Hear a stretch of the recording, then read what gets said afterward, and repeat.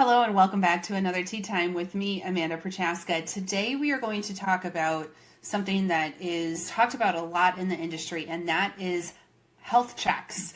And it comes up in a lot of conversations, and so you've invested in a ProcureTech, and now you want to make sure if you're getting the best ROI that you can from that technology. How do you go about doing that, and what are the 3 red flags when you're talking to potential providers of these health checks?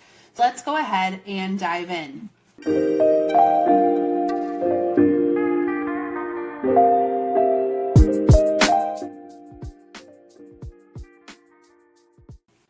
I hope you have your favorite drink. I am drinking a peach lemonade today.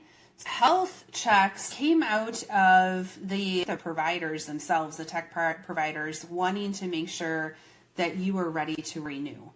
And it was a way for them to make sure that you were getting the most value, or that you were at least having an understanding of where that value could be achieved.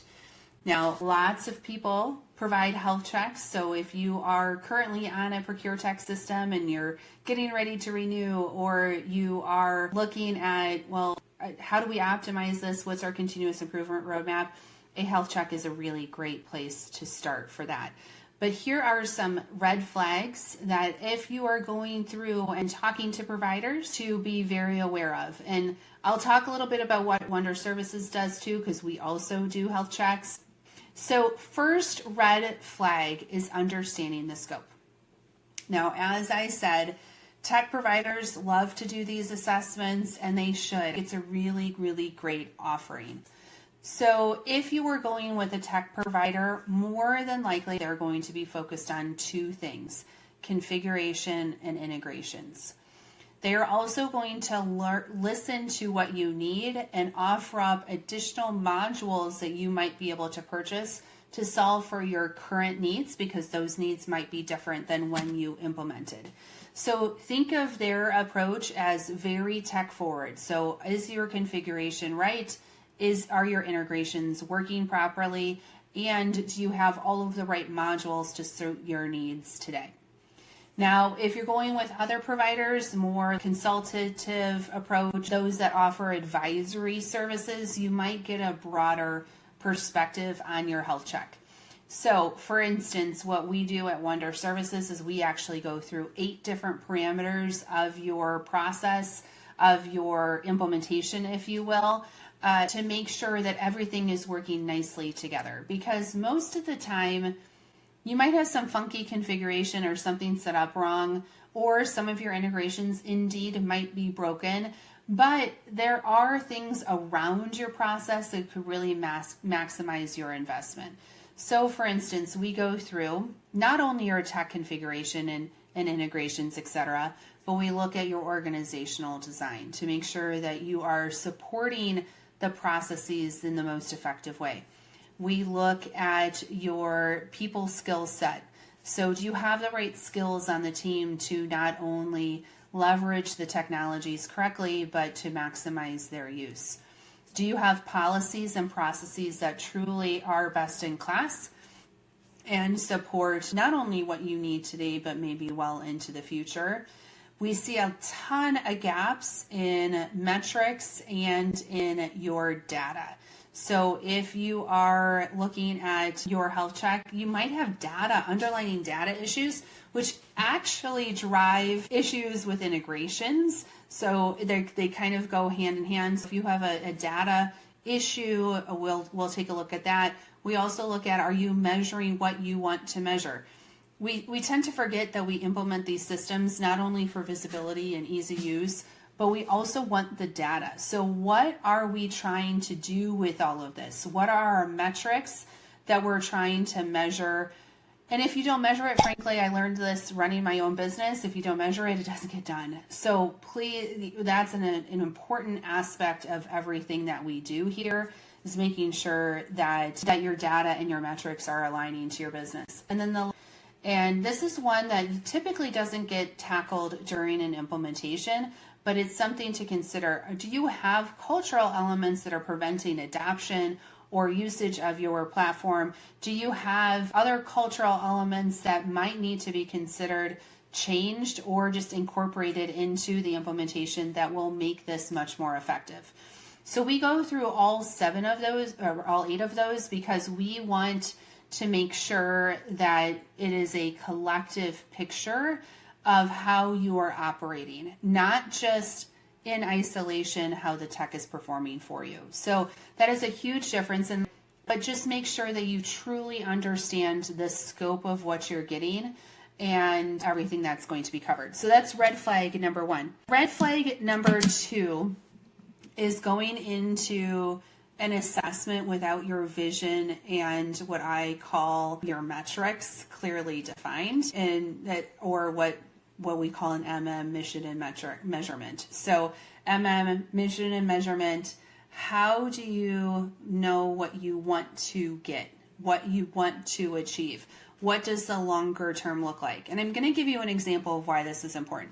It actually just came up on a call the other day. I was talking to a procurement leader, and they have a system that they're using, and it's quote unquote underperforming for them. So she asked me, what typically are the things that come up as opportunity areas when you're looking at the system and the process, et cetera, and when you're performing the full health check? And to me, it's really dependent on what you want to get. So I said, for instance, if you're saying you want to have 100% PO-backed invoicing and 100% electronic invoicing in procurement, my recommendations are going to be different than if you say your vision and what you want to achieve is very, very focused on savings, like actual strategic sourcing savings. Those are 2 different pools of recommendations that we could make in our, but it's really important to understand what that mission is, because that is going to tailor where that assessment gets focused and what recommendations are made. Of course, anyone can go in and do a broad assessment, but you are going to get a list of recommendations that maybe are not prioritized or maybe are not working in conjunction with each other to really achieve the mission that you're trying to get after. For instance, if you're on that, hey, I want 100% PO-backed, 100% electronic invoicing, you might put in recommendations around process controls that will help you get to that end goal. Or you could put in policy recommendations to get to that end goal. Whereas if it's savings, your recommendations could be vastly different. They could be focused on increasing your catalog usage or implementing maybe a sourcing module if you already don't have it. So I hope you get my point. You really need to start with your mission and measurement so that the robustness of the recommendations can really shine through as a result of your health check. Number 3 red flag is what happens after you get the recommendations. There has to be a conversation up front with your provider, whether it's your tech provider, whether it's an advisory firm that's coming in, around what are we going to do when we get these recommendations. And we just did a health assessment for a company, and we came up, I think, with 44 different recommendations. That's a lot. And you're not going to achieve all of those at once. And some of those are foundational that need to be done before maybe some of the other recommendations can be completed or implemented. So what I highly recommend is you have a conversation up front with your selected provider to understand how you're going to prioritize the recommendations. If it's going to be, what we usually do is, this is foundational, this will get you additional incremental lift with not a lot of effort, and then list, and we kind of chunk it out in 3 different waves. Now, for others, you might want to prioritize differently. So just have that conversation up front, and then also talk about who's going to do the work. I tell my clients all the time, coming up with recommendations is actually pretty easy. That's not the hard thing. It does require perspective and knowledge and understanding of the systems and a deep understanding of the space. But to actually get the results that you're looking for, someone has to implement those. So if you're going to do a health assessment, please make sure you have a conversation about who's going to do the implementation. A lot of the providers out there are doing the health checks, the health assessments at a fairly low cost because they want to do the implementation. That doesn't necessarily mean they have to do the implementation, but it'll be thinking through what do you want a third party to do and what can you achieve yourself, because that will also determine the prioritization of those recommendations as an outcome. So I hope you understand those 3 red flags, those really strong considerations to make the most out of your health check that you might be getting from your provider or from a consulting firm.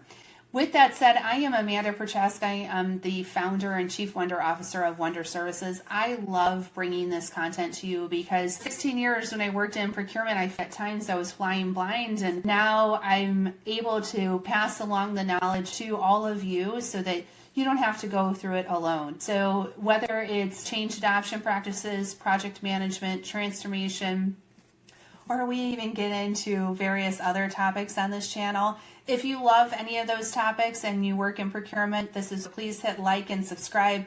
We would love to bring content to you on a regular basis that you enjoy and learn from. With that said, cheers to you. Have a great rest of your day.